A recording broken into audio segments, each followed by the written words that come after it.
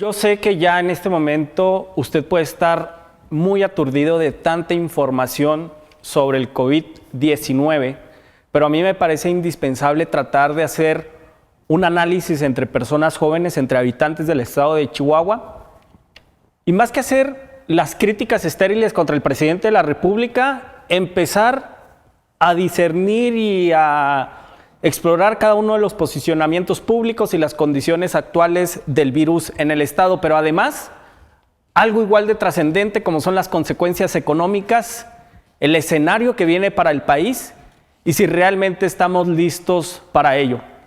Vamos a iniciar esta mesa solo con hombres porque nuestra estimadísima amiga Mónica Meléndez tuvo un contratiempo, pero va a estar por acá, no se preocupe. No está contagiada, simplemente tenía un examen. Y quiero arrancar este programa presentando a mi amigo Amin Anchondo, quien el día de hoy se encuentra bastante herido por la gran organización que tuve para este programa. Bienvenido, señor Amin Anchondo. Gracias, Gabriel. Mi queja es que nunca nos da tanto tiempo para investigar sobre temas porque un día antes nos está cambiando a veces de tema, etcétera, y eso ya es bastante la brecha pero ahora que tenemos un invitado especial que ya ha venido, pero que nos visita nuevamente, mandó una escaleta perfecta de qué iba a ocurrir en el programa. No, de hecho no había venido Víctor Mancera, bienvenido a Punto Central. No, ¿sí? quiere decir que ya tenían la idea antes. Muchas gracias, Gabriel, Amin. Sí. Un gusto estar con ustedes. Es politólogo, analista, un chihuahuense destacado y sobre todo va a estar muy interesante el intercambio de posturas. Cabe aclarar que no había venido, la escaleta se envió ayer a la 1 de la mañana. Yo entiendo que tú para las 7 de la tarde ya estés dormido y que te levantes a las 11 de la mañana, pero está bien, es parte de... En lo que llega Mónica, a mí me gustaría que hiciéramos un recuento de lo que ha ocurrido en el país. Vamos en una etapa 2 a nivel federal, pero en una etapa 1 en el estado de Chihuahua. Yo voy a ser partidario de que el día de hoy no acudamos al alarmismo chafa, que lo único que va a hacer es malinformar a las personas y lo único que va a hacer es confundir y empezar a tener un escenario negativo. ¿Qué les parece si armamos una pequeña introducción del tema? Le damos la palabra a nuestro invitado especial para que nos digas cómo has visto desde que comenzó la pandemia ya en la agenda política adueñarse por completo hasta el día de hoy. Bueno, mira, la primera fase de la respuesta, digamos, a la pandemia de parte de cualquier gobierno es esencialmente un control de crisis, es una comunicación de crisis, particularmente para socializar las medidas que la gente tiene que conocer. Los hospitales, los centros hospitalarios se preparan, pero esencialmente lo que se hace es que la gente sepa qué es lo que hay que hacer frente a la pandemia. Y creo que en ese sentido el gobierno ha sido muy deficiente y lo podemos medir en términos de los resultados, ¿no? El primero que yo señalaría como un reflejo muy claro de estos errores tiene que ver con cómo un gran sector de la población exige de pronto medidas fuera de protocolo, ¿no? Es decir, como vivimos en un mundo globalizado y todo el mundo tiene Twitter y Facebook y tal, de pronto la gente empieza a exigir, oigan, que distribuyan máscaras, que pongan cámaras térmicas en los aeropuertos, porque evidentemente no hubo una claridad del gobierno en esta primera etapa para que la gente sepa en qué consistían estas medidas que había que adoptar. Y evidentemente hay un daño a la imagen del presidente, y esto lo destaco porque al final del día, cuando haces un control de crisis, cuando haces una comunicación de crisis, lo que estás buscando es que el presidente reciba el menor daño, porque al final el gobierno federal está centrado en la imagen del presidente. Y una muestra muy clara de esto es la encuesta que saca El Financiero. La gente opinando sobre si el gobierno federal había hecho o no un buen trabajo frente al coronavirus, el 49% de la gente no estaba de acuerdo. Esto quiere decir que incluso López Obradoristas, que incluso gente de Morena no está de acuerdo con lo que ha venido sucediendo.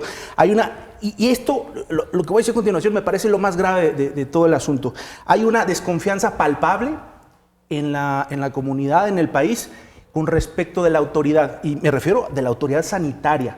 Creo que un error, y quizás el más grave que se cometió, y particularmente parte del presidente, es vincular al subsecretario Hugo López-Gatell, que es el líder que está enfrentando esta crisis, meterlo en temas políticos y entonces restarle la autoridad que tiene que tener cualquier gobierno para reaccionar frente a esto. O sea, no puede ser cuestionable la autoridad sanitaria, y es el propio presidente el que lo vincula con este asunto de esta tontería de que el presidente tiene un escudo moral y no de contagio, palabras más, palabras menos.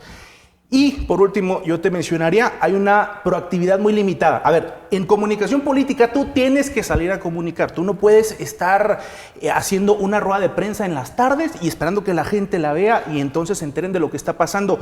Es el gobierno, son las autoridades que tienen que salir a ocupar los espacios para comunicar y que el mensaje permee, porque de otra manera no logras que la gente se entere. Vamos, los asuntos públicos, los asuntos políticos tienen muy poca atractivo, digamos, para la población en lo general. Me parece que han habido serios errores y que los vamos a empezar a sufrir aceleradamente en las semanas que vienen. Hablas de una encuesta con baja calificación para Andrés Manuel, pero lo preocupante es que estamos... Siento como Lolita Ayala, discúlpenme. Estamos en la primera etapa. Tomar sana distancia ya de una vez. Porque... Estamos en la primera etapa de la pandemia. Aún no viene lo más grave de lo que va a ocurrir como ha pasado en otros países. ¿Cuál sería tu resumen y tu percepción, Amin? Claro, a ver, yo estoy muy de acuerdo con todo lo que dijo Víctor. Hay grandes desaciertos que ha tomado el gobierno federal y también ha tenido ciertos aciertos. Pero creo que lo más importante es ¿dónde está el secretario de Salud para estas fechas cuando el H1N1, que es algo lo más comparable, sabíamos perfectamente del secretario José Ángel Córdoba Villalobos, que incluso hubo la cara del antes y después de él en la crisis que hubo en 2008 con todo el tema médico del H1N1, y ahorita ni siquiera sabemos dónde está el secretario, no ha salido públicamente. Una vez salió públicamente. A decir nada, y en una mañanera incluso pues está el subsecretario todo el tiempo. Ahora, la parte técnica de salud va totalmente desvinculada a la parte política. Ayer también reaparecía Ricardo Anaya por primera vez después de mucho tiempo y luego vi el mensaje también del exsecretario de Economía y de Alfonso Guajardo, donde decían, oiga, no es momento de protagonismos políticos, pero también estas dos personas revivieron políticamente gracias a esto, ¿no? Pero sí es importante desvincular la parte técnica de la parte sanitaria tal cual. Hay un tema que es el mexicano o el ser humano, pues obviamente quiere prevenirse ante cualquier situación y espera que los gobiernos reaccionen de cierta forma cuando hay protocolos, según la Organización Mundial de la Salud, que se tienen que seguir. Aquí en Chihuahua se abría el debate de si se adelantaron o no ciertos personajes políticos, si estábamos haciendo de forma correcta la prevención de esto que viene apenas porque no lo estamos viviendo. No es cierto que México ya esté en el momento más crítico de la pandemia, incluso apenas empezamos a tener los primeros casos, estamos hablando de 300 y garra casos, ahorita traigo el 316 casos confirmados al día de ayer, y no es cierto que ya estamos viviendo el tema, apenas viene para acá. Estamos viviendo la fase 1, no hemos brincado a la fase 2 y estamos esperando ya acciones de la fase 2. Hay gente que critica ahorita, por ejemplo, al gobierno del estado, al gobierno municipal, oye, ¿por qué no suspenden todas las labores? Pues porque hay protocolos que te dictan el cómo debes actuar y como servidor público no puedes estar satisfaciendo únicamente los deseos por un tema político y no por lo razonable y los estudios y las cosas técnicas médicas. Es que ¿no? es un tema político. Al final del día, quien está ejerciendo presión está en la oposición. O sea, este asunto de, a lo mejor si proponemos medidas preventivas que corresponden a otro momento, hay que aplicarlas. Y es una irresponsabilidad. O sea, yo creo que hay que decirlo porque más allá de temas políticos, más allá del tema técnico de la comunicación política, me parece que estamos en un asunto que debe rebasar partidos, política e incluso gobierno. Me parece que aquí es muy importante señalarlo. Tú ya has entrevistado, por ejemplo, a gente muy capaz aquí en el estado de Chihuahua, a la doctora Leti, a la doctora Mirna Beltrán, al doctor Barrios, que yo conozco personalmente y son excelentes profesionales de la salud.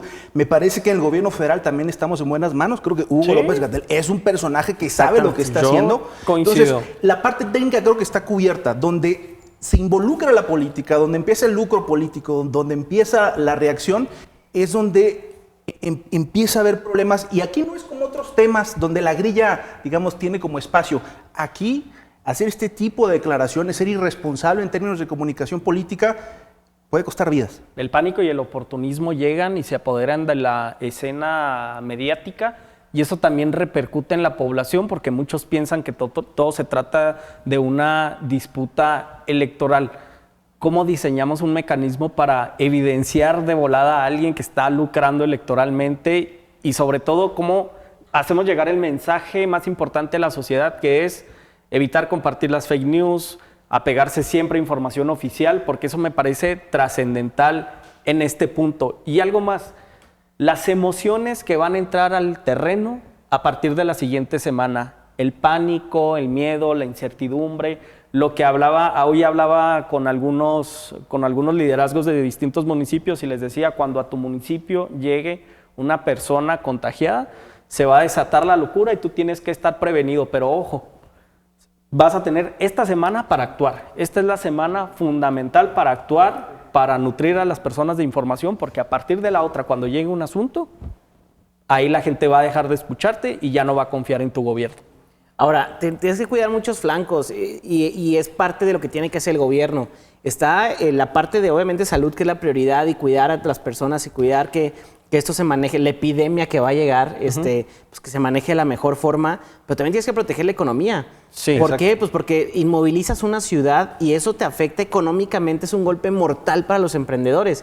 Ahorita lo vamos a hablar más adelante. Sí, porque concretamente, criticaste mi escaleta, pero tienes que ser, de hecho ahorita la revisé, porque ahorita les enseño cómo nos llegó la escaleta. Okay. No crean que llegó en un formato bonito, pero el tema es, no puedes adelantarte a una fase nada más porque se me ocurrió ser el primero en salir y decir que ya todos a sus casas, porque te afectas económicamente a la ciudad de un golpe que puede ser mortal para muchos emprendedores, pequeños empresarios, pequeños negocios. Entonces, es un punto muy delgado, claro que es una línea muy delgada, pero para eso existen las fases y los protocolos no hechos en México, a nivel mundial. Ajá. Entonces, sí tienes que respetar eso y no sacar tajada política, creo yo, de un tema tan... Sí, y es que no es solo un tema económico, porque luego pareciera que el debate es ese, no, es que les interesa más las empresas que las vidas. Hay cifras ocultas, por ejemplo, en Estados Unidos lo tienen muy claro, un punto porcentual en que baje el empleo en Estados Unidos puede significar 1,500 personas que pierden la vida por distintas razones. Cuando tú tienes un sistema como el mexicano tan enclenque, que es lo que realmente a mí me preocupa en el tema sanitario, que no es el personal, no es la capacidad de la gente que está ahí, es la capacidad hospitalaria. Regresando al tema económico, ahí hay una serie de efectos que al final del día se tienen y que a lo mejor no los tenemos claros porque no hay una cifra que tú puedas consultar y decir cuánta gente va a morir porque la economía decrezca, cuánta gente va a morir porque no haya empleo. No existe. Ajá. Vamos, en este país no existe, no sabemos cuántas camas con terapia intensiva existen, no hay. Algunas instituciones médicas señalan que tenemos alrededor de 3,500, cuando el Centro Nacional de Prevención de Enfermedades dice que la gente que va a tener que ser hospitalizada en México por esta situación son 10,500. Que alguien me explique de una cifra que ya es alegre, de 10,500, 2,600 personas, ¿dónde van a estar? Ese es el problema y creo que tampoco el gobierno ha sido muy claro en esto y hay aspectos fundamentales para enfrentar una crisis. El primero es la claridad. Lo que está intentando el gobierno y todas las autoridades en el mundo frente a una epidemia es el punto de inflexión, reducirlo. Cuando uno ve las gráficas, y, por ejemplo, particularmente en el caso de Italia, de España, de Irán, parece que despegara de pronto un cohete.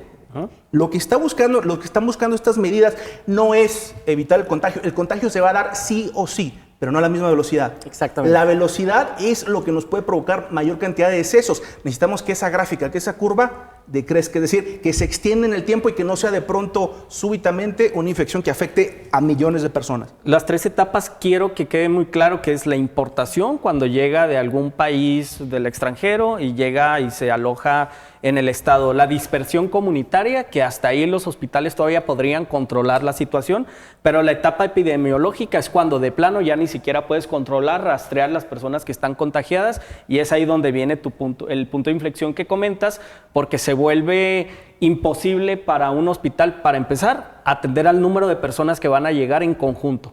Ahí es donde nuestro sistema de salud quebraría. Y mi preocupación es, no hay información de calidad, porque no hay el número de pruebas necesario, porque a veces nos confundimos. Yo quiero que me haga una prueba porque tengo nervios de que a lo mejor estoy infectado.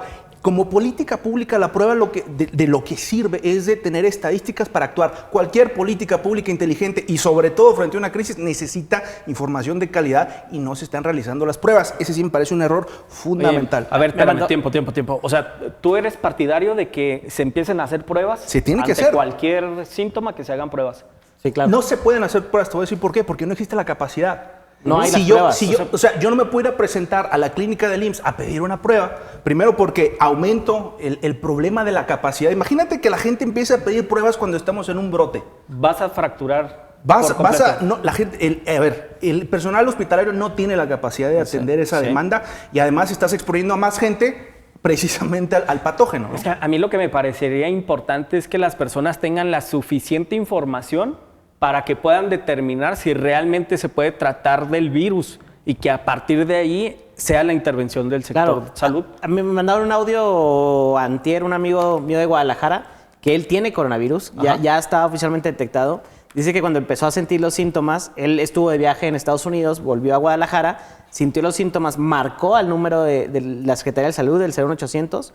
Dice que no lo pelaron, que le dijeron como no, usted estés en casa. Él fue a buscar a un médico privado, se fue a un laboratorio privado, pagó una prueba que le costó 5,000 pesos y se la detectaron positiva.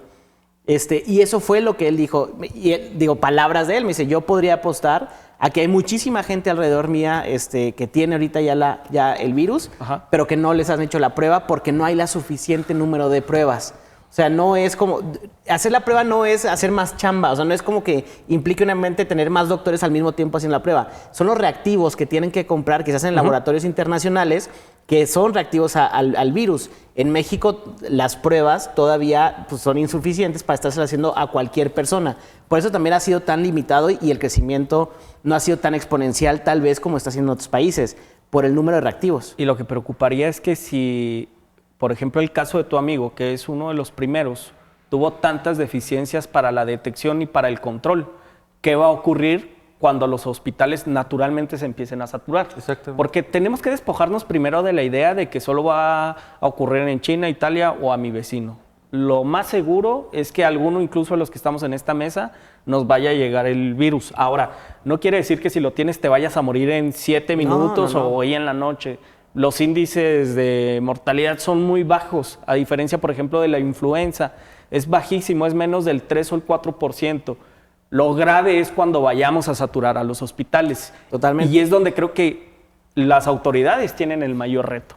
Yo en Chihuahua estoy a la expectativa, estoy sinceramente nervioso. Veo que hay gente muy capaz, como ya lo mencionaron, pero no sé qué va a pasar porque hay desinformación, porque hay pánico y porque hay emociones que van a empujar a las personas a correr a los hospitales. No, y hay un problema estructural, es decir, por más capaz que sea la gente que está en el sector, por más capaz, incluso que esta administración federal pudiera ser, la realidad es que tenemos heredado un sistema de salud que no funciona, que es insuficiente y que evidentemente ante una situación así va a fracasar. En España, nada más para ponerte un ejemplo, España hace 2 años fue denominado por Bloomberg el mejor sistema de salud pública de Europa. Y están absolutamente saturados. Allá iba, es que tampoco podemos pensar que solo porque somos un país tercermundista vamos a fracasar. Si los países de avanzada están fracasando, pues yo no quiero pintar un escenario catastrófico, pero naturalmente va a pasar. Ahora, como lo decíamos en la pasada entrevista, literalmente la solución la tenemos primero en nuestras manos. Exactamente. Ahí está. Hay una serie de datos de eso que estamos hablando que me gustaría poner. Hay unas gráficas en la pantalla. Son varias imágenes, pero te habla de la situación en la que estamos actualmente. Fíjense ustedes, ahorita hablamos de las curvas. La gráfica de mero arriba te marca la curva de todos los casos a nivel mundial hasta el día de ayer y cómo se han venido incrementando. Pero luego vemos abajo la situación de diferentes países. Ahorita decía Víctor el tema de Italia y de España, que son las curvas de en medio. Está en inglés, Italy and Spain. Estos son datos de Bloomberg, donde ves el disparo de los casos.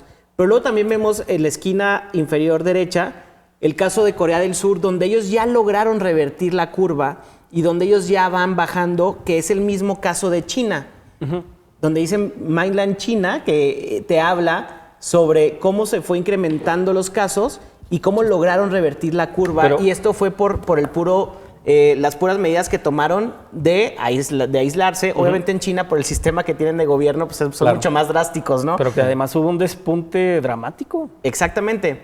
Pero me gustó mucho este caso. Ahora, vamos a darle la siguiente. Es una lista donde aparece México. En México, al día de hoy, llevamos 2 casos y 2 muertes y 316 casos detectados. Más o menos, ahí hay países alrededor como Colombia, estamos más o menos en los mismos datos, Rumania, Pakistán, pero dale a la siguiente y vamos a ver qué es lo que pasó en Italia. Fíjate tú, la primera cifra es el número de muertes y la segunda cifra es el número de casos. Italia lleva 5.476 muertes con 59.000 casos detectados, cuando en China tuvo 81.000 casos detectados y 3.270 muertes. Ya rebasó Italia a China. Pero ¿por qué Italia tiene más muertos Es la gran pregunta. si no ha llegado a esos casos? Bueno, aquí el tema es que en Italia no hubo una prevención a tiempo. Fue el siguiente país, digamos, que atacó el virus. Después de China. Después de China fue el siguiente país, pero además el promedio de edad de Italia es mucho más alto que en China. En Italia estamos hablando que los casos, el promedio de edad ronda los 60 años y los casos que han fallecido son arriba de 80 años. Exacto. Entonces, pero el caso también en esa misma gráfica aparece Alemania, que tiene 24,000 casos y solamente 94 personas fallecidas. O sea, este es un tema que sí se puede controlar, que si hacemos nuestra chamba nosotros como ciudadanos, de aislarnos, de tomar las medidas de prevención normalitas, tampoco tenemos que tomar medidas exhaustivas, podemos detener el crecimiento, pero además reducir el número de muertes lo más que se pueda. Y esto es sencillo. El tema de si, oye, tú te sientes mal, pues no llegues a un hospital directamente porque puedes propagar inmediatamente el virus, sino que tienes que llamar al 911, como nos dijeron aquí la semana pasada, sí. Consultar vía telefónica qué es lo que está sucediendo, y así empezamos a tomar medidas. Creo que nos puede ir mucho mejor porque tenemos 2 meses de conocimiento del virus, ¿no? O sea, hasta geográficamente nos fue bien. Exactamente. Porque tuvimos bastante tiempo para prevenirlo. Pero sí, quiero aclarar algo de lo que dijo Amin porque nos encargaron mucho esto. En esta etapa todavía podría ir un médico a visitarte, pero a partir de la próxima semana o cuando empecemos a ingresar a la fase 2 va a ser imposible. Nada más si los primeros casos que se detecten, que sea por teléfono, importantísimo, empezar a aislar a los adultos mayores. Ahora sí, hablemos de los estragos económicos. Leí un artículo de la OIT donde informaban que 24.5 millones de personas se pueden quedar sin empleo si no hay una estrategia adecuada de los gobiernos. ¿Ven certidumbre en la estrategia de México o siquiera ven una estrategia que exista? Bueno, precisamente lo que me parece que ha estado intentando el gobierno es tratar de controlar esta parte. Aletargar, ¿no? Todo lo que se puede. Sí, porque es lo que decía Mira al principio. Si tú aplicas las medidas cuando toca, entonces el impacto económico es inferior. Y creo que el presidente lo que ha tratado es de hacer esto. No, como no pasa nada, está todo tranquilo, porque lo que más le preocupa es el tema económico, porque el tema económico cambia elecciones y viene el próximo año. Dicho esto, en el mundo, en este momento tenemos 1.000 millones de personas inmovilizadas, total o parcialmente, 600 millones totalmente. No pueden salir de su casa, están aisladas. Entonces tenemos un impacto económico que yo creo que es catastrófico lo que está sucediendo en varios países y lo que poco a poco vamos a ir sintiendo. Yo no quiero hacer alarmista, pero es que los números son tremendos. En el IPC, el índice de precios y cotizaciones de México, en el último mes ha perdido 27% su valor. 30% las empresas, las 500 empresas más importantes de Estados Unidos han perdido 30% de su valor. Tenemos en ese mismo periodo el peso frente al dólar ha perdido 26% su valor.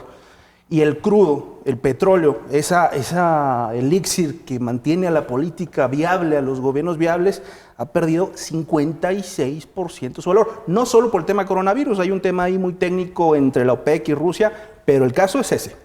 Entonces, tenemos un problema muy serio de empleos. Yo veía una encuesta reciente que decía que nada más en Estados Unidos en estos días podrían haberse perdido hasta 14 millones de empleos, ¿no? Puede sonar como una cifra muy, muy grande, pero todas las grandes empresas están o despidiendo empleados o dejándolos en stand-by, ¿no? Es decir, usted se va a su casa, no pierde su empleo, pero no va a recibir su cheque, ¿no? Que es exactamente lo mismo que estar desempleado al final en términos económicos.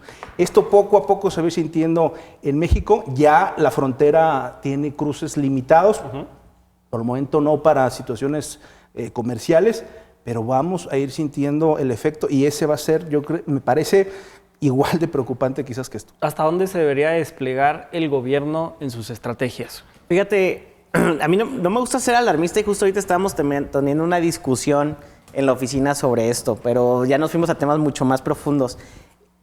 Lo que vamos a vivir, y no dicho por mí, sino dicho por Angela Merkel y diferentes líderes del país, no se había visto desde la Segunda Guerra Mundial en un tema económico. Por lo general en las finanzas, cuando algo pasa, un país se enferma, digamos, y genera un movimiento económico hacia la baja, pero hasta ahí. El problema es que ahorita son todos los países las grandes potencias y las pequeñas economías las que van a sufrir una contracción económica. Y la diferencia de esta a otras es que ahorita va a haber problemas hasta en las cadenas de suministro, o sea, va a haber problemas en la oferta. ¿Por qué? Pues porque tienes un tema de una pandemia que necesitas reducir tu capacidad. Si llega una persona con el virus a tu empresa, pues incluso la empresa tiene que parar por un rato, etcétera. Entonces la producción se va a ver afectada, la oferta se va a ver afectada. La demanda igualmente, pues no sales a la calle, deja de haber consumo, deja de haber movimiento de dinero en las ciudades. Pero además viene el problema de que las economías de los gobiernos pues no están en su máximo momento. La mexicana, la economía mexicana está todavía, el gobierno está petrolizada, el precio del petróleo, como acaba de decir Víctor, se te cae, lo tenías contemplado a $45 el barril en el presupuesto y de repente anda en $15 el barril el presupuesto, tu producción es mucho mayor, el costo de producción, o sea, sacar el crudo es mucho más caro de lo que lo estás vendiendo, por lo tanto tienes el problema de las finanzas públicas mal, la oferta y la demanda. ¿Esto qué pasa? Pues que obviamente viene un frenón económico drástico. Las empresas lo que buscan, porque luego está la discusión si empresarios buenos o malos, pero lo que buscan es permanecer, que la empresa siga existiendo. Y eso es un beneficio para más personas porque tienes empleo. ¿A dónde deben de ir los esfuerzos de los gobiernos, creo yo, a un plan de contingencia meramente salarial? ¿Qué es esto? ¿Cómo le hago para que tú no cierres, que mantengas tu misma número de colaboradores en tu empresa para poder salir de esto en lo que la economía se vuelve a reactivar y vuelve a haber flujo? Y, por ejemplo, ¿qué tienen que hacer los municipios que no se meten en un tema salarial, que no se meten en un tema, digamos, de impuestos más que el tema del predial y uno que otro pequeño? Pero yo creo que ahí tenemos que meterle en inversión pública, que haya derrama económica, que tú hagas una obra de infraestructura y hay una derrama económica con empresas locales y que se empiece a mover la lana. Pero yo creo que hacia allá deben de ir. El plan de contingencia federal o estatal debe ir meramente al tema salarial, esa es mi opinión, y el plan ya de municipios y de empresas locales, pues a un plan de inversión en la misma ciudad. Pero sí lo que veo yo, el 90%, el 98% pues de la economía está sustentada en pequeñas y medianas empresas, que esas empresas, si tú ahorita no vas y consumes un café a una empresa local, pues esa empresa no va a tener para aguantar más de 1 o 2 meses de renta. Y son empresas que cierran y es una persona que no nada más dejó de generar empleos, sino que se convierte en desempleada. Es un tema complejísimo porque al final del día esas empresas son las que pagan sus impuestos y hacen viable al gobierno. Entonces el mismo gobierno tiene que utilizar recursos que ya tenía establecidos para diferentes programas y acciones de gobierno y tiene que redirigirlas, que me parece que es lo único que va a poder hacer al final del día, porque es dejar de recibir dinero y ofrecer más servicios. Es decir, ya hay un problema de austeridad que ya sea un programa de austeridad que ya se ha aplicado y vamos a tener que entonces que hacer una mayor derrama social en programas concretos para que las empresas puedan subsistir y la gente lo pueda hacer, que en Estados Unidos ya está ocurriendo. Trump ya está ofreciendo $1,000 a quien pierda su empleo para que pueda seguir, digamos, mantenerse. Y la Fed hizo una promesa de $1.5 trillones para que haya liquidez para que las empresas se puedan sostener, porque al final del día, si las empresas desaparece ese empleo, pero para siempre. Entonces, digamos, aquí hay un tema de balances muy complejo en términos del presupuesto que tiene el gobierno y a dónde lo dirijo, ¿sí? A las empresas, a la gente que se quedó sin trabajo, a la inversión que tiene que hacer necesariamente en el sector salud, porque insuficiente es decir poco. Entonces, el gobierno está metido ahorita en una situación sumamente difícil. Exacto. Creo que el Seguro Social debería asumir un papel más protagónico con los fondos de emergencia social. Incluso ellos tienen la capacidad jurídica. En este momento, si se van los empleados 30 días, de retribuirle a la empresa esos 30 días de salario para que ellos no deroguen ese gasto. ¿Es ahí un mecanismo medio confuso? No, es un mecanismo donde las empresas pueden pagar el salario mínimo durante un mes. Pero no, ¿con qué capacidad del IMSS económica no se puede? Hay un fondo de emergencia. Bueno, hay un fondo de emergencia que el presidente ya declaró que tiene ahí en la bolsita 150,000 millones de pesos para poder actuar frente a alguna contingencia de cualquier tipo, de que los van a tener que gastar, los van a tener que gastar totalmente. Ahora, lo que me preocupa en un escenario local es en Chihuahua que el dinero que estaba etiquetado para el plan de inversión ahora se va a tener que dirigir para evitar la quiebra financiera del Estado. No, a ver, eso de que se dirige en su totalidad, no se ha hablado de eso. No, sino no, se pero ha más hablado, de la se ha hablado mitad. del bueno, yo no había escuchado de Sí, ninguna yo fuente. estuve aquí ¿Sí? en una entrevista con el gobernador. ¿Que era por la posibilidad? Sí. Ahora, hay dos formas de inyectarle lana a la economía. Una es directa para mantener empleos y la otra es por medio de inversión, donde la crisis económica de Estados Unidos de los años 30 salió gracias a la inversión que se hizo en ¿Pero en qué infraestructura. inviertes? en Yo creo Estados que Unidos. el gran problema es en qué inviertes que realmente genere empleo o genere lo que Exacto. sea. Si la gente está inmovilizada, o sea, Exacto. es un tema... Y aquí hay un tema también, el tema del consumo local. Todos vamos a seguir comiendo, hay cosas que no puedes dejar de consumir. Hay que tratar de, si vas a una tienda de abarrotes, mucho mejor, si vas a un pequeño supermercado, pues a comprar cosas, productos locales que se hagan aquí. Eso sí hay que hacerlo. En lugar de ir a comprar un café a una cadena Sí. internacional, pues ve a una cadena local y empieza a hacer ese consumo para protegernos al menos entre nosotros los chihuahuenses. Asegurar la subsistencia. Yo entiendo tu argumento anterior, pero sí lo veo más a mediano o largo plazo. Pero creo que lo que se requiere ahorita es un plan emergente. Pues es que no sabemos todas las dimensiones, ni siquiera nos ha llegado el tema del COVID Yo creo que en su máxima expresión. podremos ir discutiendo esto. Lo que la gente tiene que saber en su casa es que en la medida que todos cumplamos con las pautas, con las medidas de protección, el impacto económico será inferior y será más rápido también Exactamente. el impacto en la salud de la población. Es decir, si nosotros somos irresponsables, porque no hay gobierno en el mundo que pueda rescatar a su población de esto, Ni que sino esté la listo. misma gente, Sí. sí, que esté listo. Entonces, si queremos que esto dure menos, tenemos que ser sumamente pulcros en la aplicación de las medidas sanitarias y punto. Exactamente, es la única forma que vamos a ayudar, porque luego creemos que México es el único país que no estaba listo para esto. No, no hay ningún país Nadie. en el mundo que esté listo para una pandemia de este tipo. Vamos a tratar de hacer conclusiones porque ya me están presionando con el corte comercial. Amin, vamos a cerrar el tema del COVID-19. Recomendaciones para las personas. Que de verdad hagamos caso. Yo creo que sí es un privilegio el hecho que te puedas quedar en tu casa y eso hay que decirlo de esa forma. ¿Por qué? Pues porque hay gente que tiene que ir a trabajar, hay servicios que no pueden parar, la policía, la recolección de basura, las fábricas de alimentos, ahorita de artículos de medicina, ¿no? Pero además, si nos podemos quedar en casa, hagámoslo, pero además tomemos las otras previsiones, como el tema de salud, ¿no? Lavarnos las manos cada que podamos, el tema de lo que hablábamos de los geles antibacteriales, si podemos utilizarlos, pues utilicémoslos, el estornudo, tratar de tener el menor contacto con las personas, eso nos va a ayudar a que el tema económico no nos vaya tan peor y además en el tema médico, pues que no tengamos el número de defunciones tan alto como está viendo en otros países. Víctor, va a haber un reacomodo social, económico importante. ¿Cuáles serían tus recomendaciones?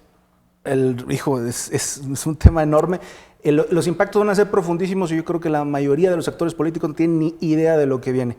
Yo lo único con lo que cerraría este tema es lo más cercano que tenemos para una vacuna en este momento es la solidaridad.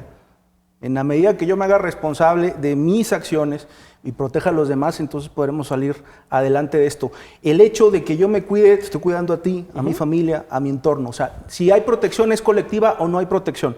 Es decir, si yo voy al súper y acaparo todos los productos de limpieza, me estoy poniendo en riesgo a mí y al resto de mi familia porque al final del día estoy dejando a otros expuestos. Entonces, en la medida que nos tomemos en serio esto y seamos solidarios como comunidad, podremos salir adelante más rápido.